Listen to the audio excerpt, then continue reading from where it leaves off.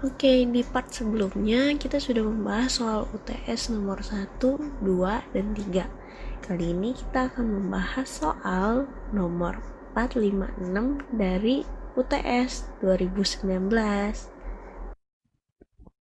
Jadi, di soal nomor 4 ini adalah perusahaan XYZ memproduksi barang jadi dengan menggunakan bahan mentah dari pabrik A, B, dan C, masing-masing sebanyak 65%, 25%, dan 15%.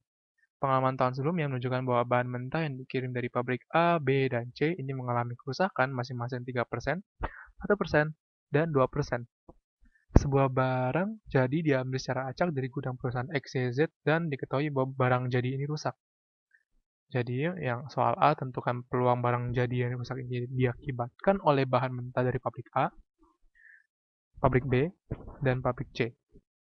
Untuk D-nya itu, pabrik manakah yang diduga berperan besar dalam kerusakan barang jadi itu. Untuk yang D, kita harus mengetahui mana A, B, dan C dulu ya teman-teman. Oke. Untuk mengerjakan soal ini, mungkin kita bakal bahas dulu teorinya. Teori yang kita menggunakan yaitu teorema Bayes, yang berasal dari Law of Total Probability. Jadi, total of probability itu adalah yang mungkin kalian semua tahu. Misalnya jika kita untuk mengetahui peluang dari C ini adalah uh, peluang C1 iris C ditambah peluang C2 iris C ditambah peluang C3 iris C ditambah peluang Cn iris C. Namun, rumusan itu berasal dari law of total probability, yaitu ini, peluang bersyarat. Maksudnya gimana sih? Lihat nih, jika kalian lihat baik-baik, ini peluang munculnya C jika C1 terjadi dikalikan dan PC1, peluang dari C1. Jadi, peluang munculnya C itu berapa sih jika C-nya 1 itu terjadi?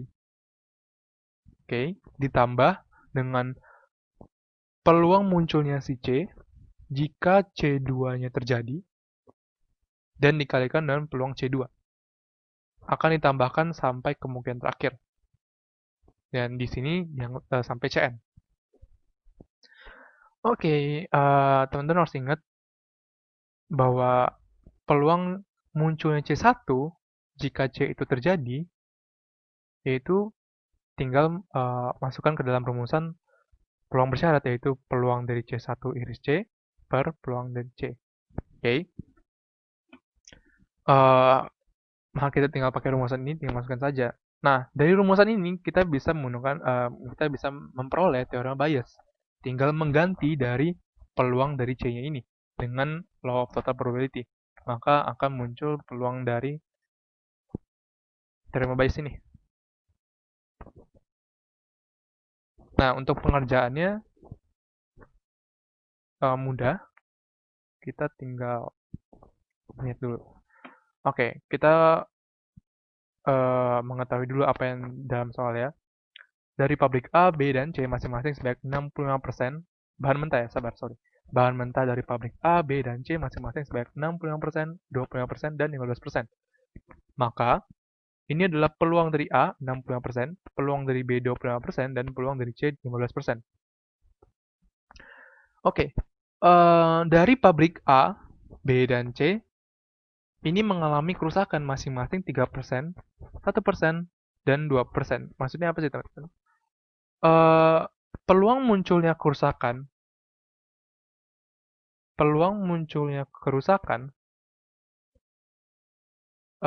jika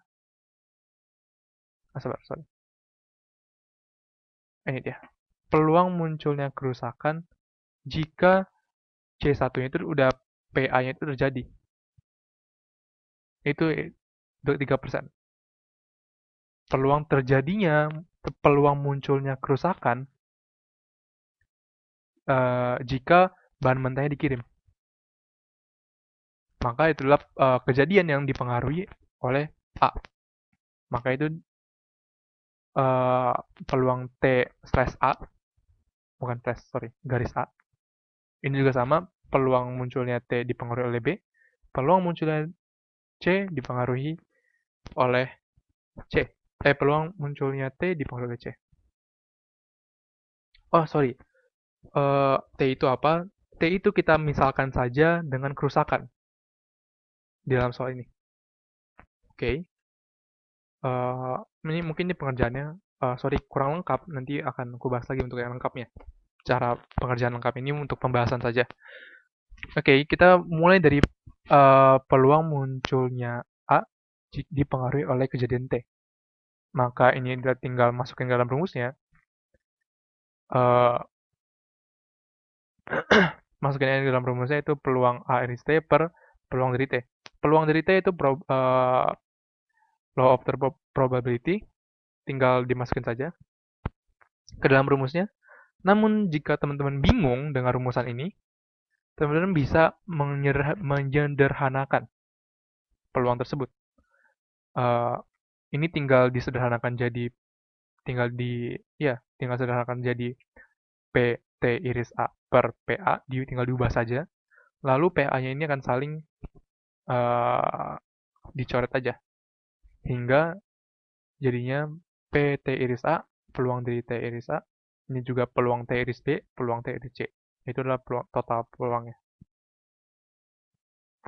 Sebenarnya intinya itu hanya rumusan ini didapat dari ini law of the probability. Jika teman-teman ingin maksudnya bingung, teman-teman bisa menggunakan ini. Jika teman-teman ingin tidak ribet dan ingin langsung dari soalnya, yang diketahui dari soalnya, teman-teman bisa menggunakan ini. Tinggal dimasukkan saja.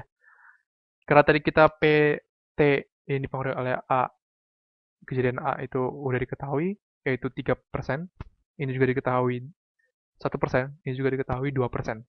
Maka tinggal dimasukkan saja. Peluang A itu 65%, peluang dari B itu 25%, peluang dari C itu 15%. Semua ada di soal. Semua diketahui di soal. Jadi tinggal dimasukkan aja, tinggal dikalikan. Maka kita langsung dapatkan peluang dari T-nya. Untuk cara ini aku menggunakan penyederhanaan aja.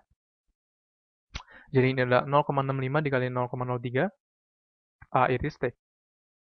Itu juga sama, ini juga 0,5 dikali 0,03 ditambah 0,25 dikalikan 0,01 ditambah 0,15 dikalikan 0,02. Oke, kenapa aku pakai koma di sini? Karena kita mencari peluang. Maka kita harus mengubahnya ke desimal. Mungkin itu jawaban yang lebih bagus untuk peluang. Hanya tergantung dari soal itu masing-masing. Jika ditanyakan adalah dalam bentuk persen, maka teman-teman tinggal bisa mengalahkannya aja langsung. Namun jika tidak disuruh untuk mengubahnya ke dalam persen, teman-teman ubah aja dalam bentuk desimal. Mungkin itu akan jadi jawaban yang lebih aman untuk teman-teman kerjakan nantinya. Oke, bakal diketahui bahwa peluang munculnya A dipengaruhi oleh kejadian T itu adalah 0,78. Jika teman-teman bingung kenapa jadi peluang A garis T, itu tinggal baca aja teman-teman ya. Ini tentukan peluang bahwa barang jadi yang rusak ini diakibatkan oleh bahan mentah dari pabrik A.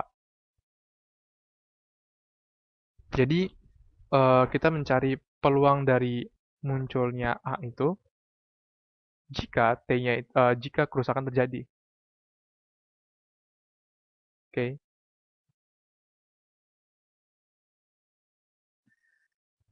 Ini juga sama, kita mencari PB TST. Karena diketahui peluang dari T-nya 0,025, tinggal masukin saja jadi 0,1. Ini juga C iris T-nya tinggal cari 0,003 per 0,025, 0,12. Maka kita dapat mengetahui bahwa peluang terjadinya kerusakan yang paling berperan besar dalam kerusakan barang itu adalah pabrik A, karena peluangnya paling gede, paling besar. Oke, jika teman-teman bingung tentang penjelasan dan cara pengerjaannya, cara lengkap gimana, mungkin kita bisa pindah oh ya, bentar. Mungkin jika teman-teman bingung dengan penjelasan bersyarat ini, teman-teman pakai logika saja. Hanya ini tidak bisa diterapkan ya, mungkin untuk cara pengecekan boleh. Logikanya itu adalah peluang munculnya A per T. Itu benar-benar logika banget. Kayak misalkan dadu. Teman-teman ingin mendapatkan titik satu lah ya di dadu. Maka karena dia memiliki satu sisi doang, dan dadu totalnya 6 sisi, maka untuk munculnya peluang dadu bermata satu itu 1/6. Sama dengan ini, peluang terjadinya kerusakan oleh pabrik A-nya itu, yaitu peluang dari pabrik A, peluang dari A-nya itu munculnya kerusakan dari A, dan peluang totalnya. Ini peluang totalnya, ini peluang munculnya kerusakan oleh A. Seperti itu saja. Makanya ini mudah diganti, yaitu PB iris T, peluang dari C iris T, ini peluang dari B iris T. Ini di bawahnya tetap kan peluang total, peluang total, peluang total. Itu secara logika. Namun ingat lagi karena kita pembahasannya membahas matnya itu sendiri, maka kita tidak bisa menggunakan logika itu. Teman-teman harus menggunakan rumusan yang sudah ada. Harus sesuai dengan matematika. Oke, mungkin beberapa teman-teman bingung banget untuk cara pengerjaannya. Mungkin kebetulan salah satu matkulku diberikan soal seperti ini untuk pertemuan pertama, dan ini jawaban lengkapnya. Mungkin teman-teman bakal jawabnya seperti ini untuk mendapatkan nilai yang bagus. Jawaban lengkap lah, bukan nilai bagus. Jawaban lengkap. Karena dosen inginnya jawabannya lengkap. Nah, contoh soal ya. Dari seluruh peserta BPJS Kesehatan, 10% menjadi peserta kelas 1, 20% menjadi peserta kelas 2, dan sisanya menjadi peserta kelas 3. Maka kita bisa mengetahui bahwa peluang dari munculnya kelas 1 itu adalah 10%, peluang kelas 2 adalah 20%, peluang kelas 3 adalah 70%. Nah, misalkan kita bilang menunggak iuran itu adalah T. Kita anggap itu sebagai T. Maka, ada 5% peserta kelas 1 yang pernah menunggak iuran, 15% peserta kelas 2 yang pernah menunggak iuran, dan 25% peserta kelas 3 yang pernah menunggak iuran. Dari kata-katanya saja kita bisa mengetahui bahwa ini adalah peluang dari T, peluang dari menunggak iuran, munculnya menunggak iuran, yang dipengaruhi oleh kejadian pengelompokan kelas, yaitu kelas 1, kelas 2, kelas 3.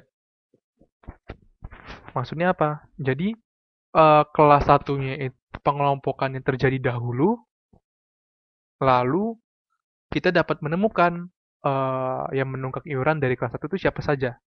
Nah ini dia, 5% peserta. Ada 5% peserta kelas 1 yang pernah menunggak iuran, ada 15% peserta kelas 2 yang pernah menunggak iuran, 25% peserta kelas 3 yang pernah menunggak iuran. Jadi kita bisa menuliskannya itu, diketahuinya adalah, ini dia, munculnya T jika dipengaruhi dengan kejadian 1. Munculnya T dipengaruhi oleh kejadian 2, munculnya T dipengaruhi oleh kejadian ketiga. 5%, 12%, dan 20%. Oke. Yang ditanyakan adalah, hitunglah persentase peserta BPJS Kesehatan yang pernah menunggak iuran. Oke. Yang karena kita ditanyakannya totalnya, ini ditanyakan totalnya, total yang pernah menunggak iuran. Berarti kita mencari PT, peluang total. Peluang total menunggak iuran. Maka kita tinggal masukkan saja rumus the law of total probability. Dimasukkan saja. Lalu dimasukkan saja ini ya. Karena udah ketahui semua, tinggal dikalikan di peluang munculnya T dipengaruhi oleh kejadian 1 dikalikan peluang 1, peluang munculnya T dipengaruhi oleh kejadian 2 dikalikan dengan peluang 2, dan peluang munculnya T jika dipengaruhi oleh kejadian 3 dan peluang kejadian 3. dikalikan dan mendapatkan hasil 21%. Di sini, di soal ini, kasusnya ditanyakan adalah hitunglah persentase. Maka tidak perlu diubahkan ke dalam bentuk desimal lagi.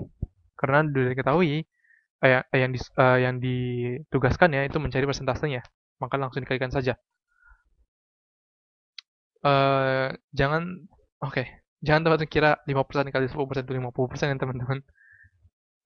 Ubah dulu dalam bentuk 5 kali 5 per 100 dalam per 100 untuk pengaliannya. Lalu dikalikan 100 kembali. Lalu maksudnya diubah ke dalam bentuk persen lagi. Hasilnya itu 21%. Oke.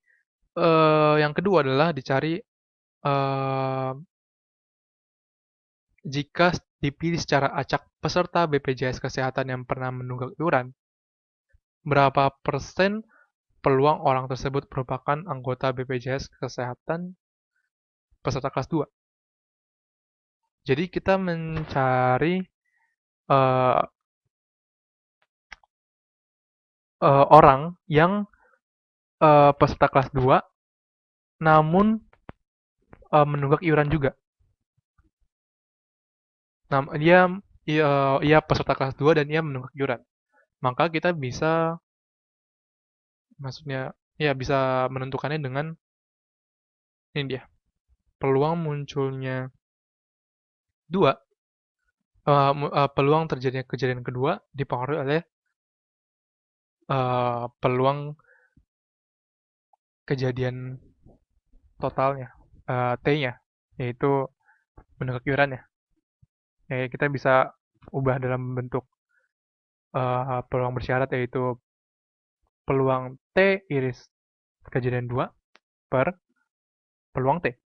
Karena peluang T-nya sudah diketahui, yaitu 21%, maka kita tinggal mencari peluang T iris kejadian 2. Nah, di dalam sini bapaknya mengubah peluang T iris 2 menjadi peluang munculnya T jika kejadian 2 terjadi dikalikan peluang kejadian 2.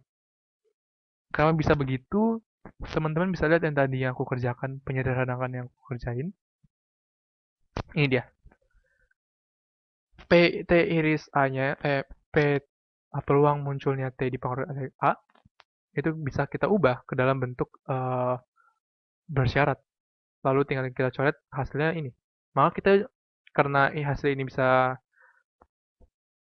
disederhanakan jadi PT iris A, peluang T iris A, kita juga bisa kembali lagi seperti ini, seperti semula. Maka itu yang diubah oleh bapaknya, oleh pengerjaan soal tersebut. Nah, jadi ya tinggal dimasukkan saja. Karena yang ditanyakan adalah yang kelas 2, maka kita tinggal masukkan saja ini 20% dikali 15% dikalikan 20%. Maka hasilnya 3%. Karena ini adalah per, berarti 3% per 21%, maka 1/7, yaitu 14,29%. Ingat teman-teman, yang ditanyain itu apa? Yaitu adalah dalam bentuk persentase. Maka kita ubah dalam bentuk persentase. Namun jika tidak ada, maka usahakan ubah dalam bentuk desimal. Tergantung soal yang diberikan. Oke. Sekian. Oke, sekarang kita mulai ke pembahasan nomor 5. Nomor 5 ya. Di sini diberikan X, suatu pengubah acak diskrit dengan fungsi peluangnya adalah berikut. Diketahui bahwa EX sama dengan 3,8. Hitunglah nilai P, lalu variannya. Oke, perhatikan di sini. Kita tahu bahwa EX ini kan sama saya dengan, di sini bisa dilihat sigma X, PX ya. Sama dengan 3,8. Oke, EX ini tuh adalah min-nya ya. Ini tuh min. Oke. Maka di sini cara untuk menghitung sigmanya adalah kita lihat kan untuk X sama dengan 1 nilainya adalah P ya. Berarti 1, X-nya 1, F1-nya, untuk Fx ininya 1 ya, nilai X-nya sama dengan 1, berarti P kan. Berarti 1 kali P ditambah, kalau X-nya 3, nilainya adalah 2P. Maka 3 dikalikan 2P, ditambah, kalau X-nya 5, nilainya adalah, nilai Vx-nya adalah, fungsi peluangnya adalah 1 min 3P ya. Berarti 5 dikalikan 1 min 3P. Sama dengan 3,8 kan. Nanti ini tinggal dihitung saja. Ya, nanti dilakukan pindah ruas, hasilnya adalah ini, P-nya 0,15. Maka nanti disubstitusi nilai P-nya ke fungsi peluang kita akan menjadi seperti ini. Yang pertama kalau X-nya 1, nilai P-nya, nilai ininya adalah 0,15, lalu kalau X-nya 3, nilainya adalah 0,3, kalau X-nya 5, nilainya adalah 0,55. Tinggal disubstitusi ya, nilai P-nya ke fungsi peluang kita yang ini. Selanjutnya untuk menghitung varian, di sini adalah kita menggunakan rumus untuk EX kuadrat dikurangi dengan E kuadrat X. Oke. Maka untuk X kuadrat berarti di sini sigma untuk X kuadrat kali Vx ya. Dikurangi. Di sini kan rata-ratanya kita tahu ya. 3,8 dikuadratkan. Berarti E kuadrat X ini tuh ada rata-ratanya dikuadratkan. Minnya ya yang tadi. 3,8 kan nilainya. Nanti ini juga tinggal dihitung. Berarti kan X-nya sama dengan 1. Berarti 1 kuadrat dikalikan nilainya 0,15 ya. Nilai fungsi peluang kita adalah 0,15. Selanjutnya kalau X-nya sama dengan 3, ditambah untuk X-nya sama dengan 3, berarti 3 dikuadratkan dikali dengan nilai dari fungsi peluang kita adalah 0,3. Selanjutnya ditambah, kalau X-nya sama dengan 5, berarti kan 5 kuadrat dikalikan dengan nilainya adalah, nilai fungsi peluang kita adalah 0,55. Nanti ini tinggal dihitung aja pakai kalkulator, akan didapat jawabannya adalah 2,16. Ya, ini adalah jawaban untuk soal UTS Statistika tahun 2019 untuk nomor 1 dan 5 ya. Yang terakhir adalah pembahasan nomor 6. Nomor 6 yaitu berat bayi yang baru lahir rata-ratanya adalah 3.750 gram. Dengan simpangan baku 325 gram. Jika berat bayi berdistribusi normal, tentukan ini semua pertanyaan ini A, B, C, D. Sebelum kita mulai, kita tulis diketahuinya terlebih dahulu. Di sini kita tahu bahwa rata-ratanya adalah 3.750 gram. Kemudian simpangan bakunya adalah 325 gram. Jadi di sini kita tulis mu sama dengan 3.750 dan sigmanya adalah 325. Kemudian tadi seperti yang diketahui bahwa data tersebut berdistribusi normal. Jadi di sini kita dapat menggunakan bantuan tabel Z. Di sini kita tahu juga bahwa X sama dengan berat bayi.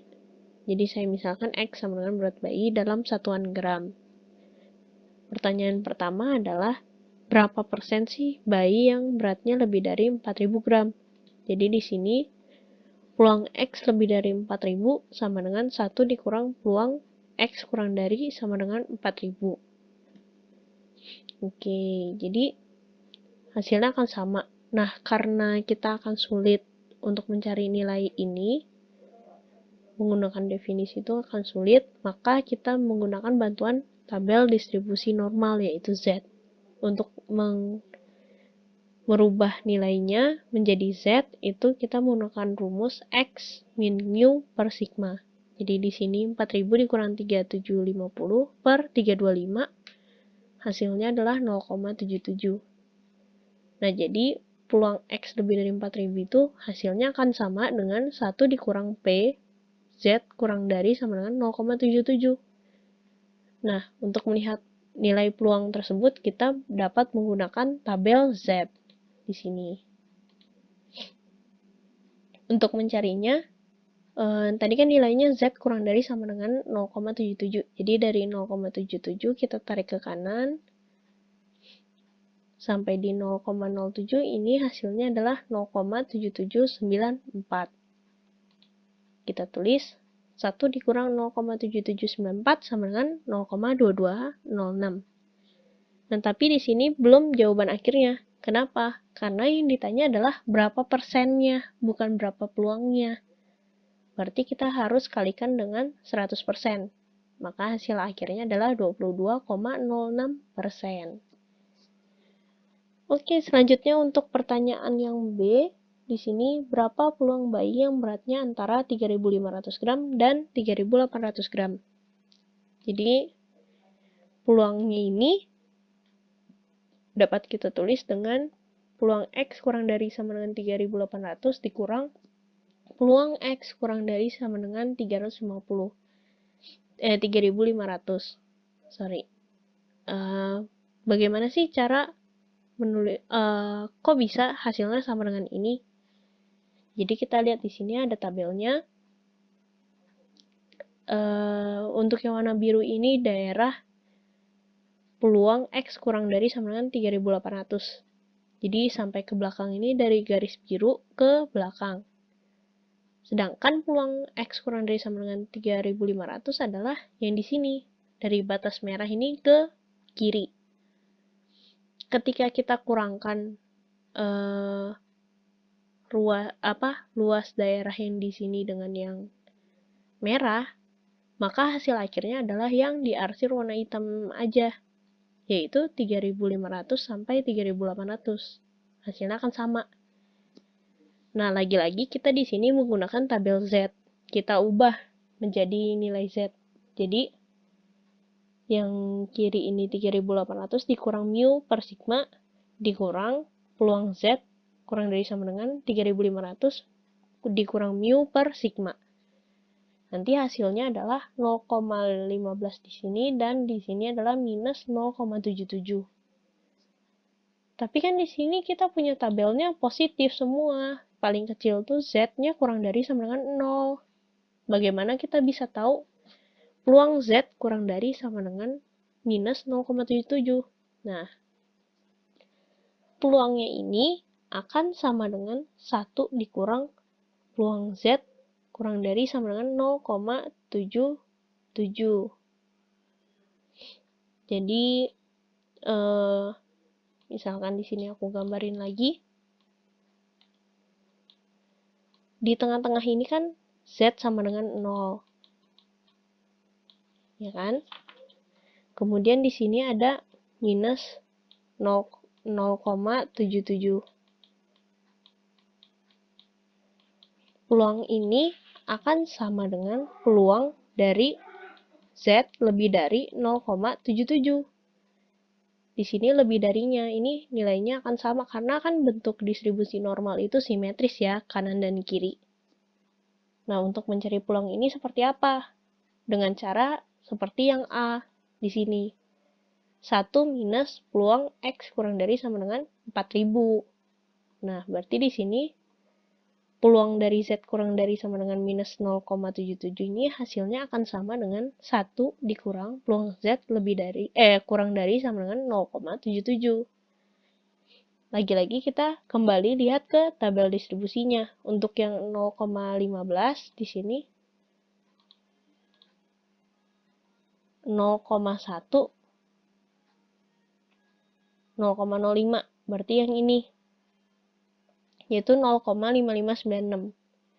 Jadi di sini kita tulis 0,5596 dikurang 1 ditambah karena ini minus kali minus peluang Z kurang dari sama dengan 0,77. Ini kan sama dengan yang A. Berarti hasilnya 0,7794. Nanti dijumlahkan hasilnya 0,3390. Karena yang ditanya peluang berarti berhenti sampai sini aja, nggak usah dikali 100%. Oke, next untuk yang C. Jika 25% bayi dengan berat tertinggi akan diikutsertakan dalam penelitian, berapa batas berat bayi yang masuk dalam penelitian? Jadi, yang mau diambil adalah 25% teratas. Berarti dia yang di ruas kanannya, yang sebelah sininya. Kita mau tahu garis ini itu X sama dengan berapa? Oke, jadi kita diketahui nih. Ya, yang ditanyakan adalah ini. Karena nilai X-nya kita belum tahu, aku misalin dengan K. Jadi K ini adalah batas berat bayi yang untuk mencapai peluang X lebih dari sama dengan K itu 0,25 atau 25%. Ini akan sama seperti A, jadi kita 1 dikurang 0,25 untuk mencari peluang X kurang dari sama dengan K. Hasilnya adalah 0,75. Nah, di sini kita melihat tabelnya itu kebalikannya. Kalau untuk nomor A yang A dan B itu kan kita tahu Z-nya berapa, kita cari nilai peluangnya. Kalau ini kebalikannya, jadi kita sudah tahu berapa peluangnya, tapi kita mau cari nih nilai Z-nya berapa. Nah, ini kita cari di tabel. Yang paling dekat adalah antara 0,7486 dengan 0,7517. Ini aku tulis untuk yang nilainya 0,7486 itu Z-nya kurang dari sama dengan 0,67. Sedangkan untuk yang 0,7517 itu Z-nya kurang dari sama dengan 0,68. Nah, di sini kita lihat selisih ke 0,75 untuk yang atas ini kan kurang 0,0014. Sedangkan yang bawah ini kelebihan 0,0017. Kan berarti lebih dekat yang atas ya. Yang di sini kan 0,0014, yang ini 0,0017. Berarti aku ambil yang paling dekat, yaitu 0,7486. Jadi Z-nya itu kurang dari 0,67. Nah, untuk mencari X, kan kita tahu bahwa rumusnya adalah K min mu per sigma. Kita sama dengankan saja, nanti dapat K-nya 4342,75. Terkadang ada dosen itu yang memperbolehkan kita untuk membagi duanya karena hasilnya hampir berada di tengah-tengah 0,67 dengan 0,68 gitu. Jadi kan 0,75 itu kan di antara mereka berdua gitu. Nah, itu bisa dibagi dua, jadi kita pakai peluang Z kurang dari sama dengan 0,675. Nah, cara mencarinya sama. Untuk mencari K-nya 0,675 sama dengan K dikurang mu per sigma. Nanti dapat K-nya sebesar ini. Nah, ini antara yang kiri dan yang kanan ini itu tergantung dosennya memperbolehkan yang mana. Terkadang ada yang tetap mintanya yang paling dekat lah gitu. Ada yang karena dia ada di tengah-tengah jadi dibagi dua, itu tergantung dosennya. Kalian boleh bertanya langsung, sebaiknya dibagi dua atau mencari yang terdekatnya seperti yang ini. Oke, yang soal terakhir adalah yang D. Diambil sampel secara acak sebanyak 20 bayi. Tentukan peluang paling banyak ada 3 bayi yang beratnya antara 3.500 gram dan 3.800 gram. Jadi kita tulis dulu yang diketahuinya. Jumlah sampel bayinya adalah 20, berarti N sama dengan 20. Kita tahu bahwa yang diinginkan adalah bayi yang beratnya antara 3.500 dan 3.800. Jadi kita anggap peluang suksesnya adalah peluang bayi di antara 3.500 sampai 3.800. Atau yang kita sudah cari di B. Jadi peluang P itu adalah 0,3390. Jawaban yang B tadi. Nah, peluang gagalnya atau Q itu 1 dikurang peluang P, yaitu 1 dikurang 0,339 sama dengan 0,661. Nah, di soal ini disebutkan bahwa tentukan peluang paling banyak ada 3 bayi, berarti maksimal 3 bayi. Jadi di sini yang memungkinkan adalah tidak adanya bayi yang beratnya di antara 3.500 sampai 3.800, atau hanya terdapat 1 bayi, atau hanya ada 2 bayi, atau hanya 3 bayi. Jadi peluangnya hanya ini, K sama dengan 0, K sama dengan 1, K sama dengan 2, dan K sama dengan 3.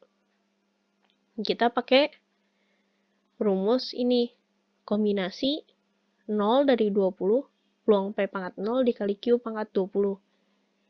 Untuk yang K sama dengan 1, itu kombinasi 1 dari 20, P pangkat 1, Q pangkat 19. Kemudian untuk yang K sama dengan 2, itu kombinasi 2 dari 20, peluang P pangkat 2, peluang Q pangkat 18. Kemudian untuk peluang K sama dengan 3, itu kombinasi 3 dari 20 dengan P sama dengan 3 dan Q sama dengan 17. Karena untuk statistik elementer kita menggunakan kalkulator, jadi kita masukin saja ke kalkulator hitungan masing-masing ini. Nanti dapat ini lalu dijumlahkan, maka hasilnya adalah 0,0546. Seperti itu. Oke, sekian video untuk tutor UTS 2020. Semoga pembahasan ini membantu kalian dalam memahami dan mempersiapkan ujian tengah semester. Sekian dan sampai jumpa.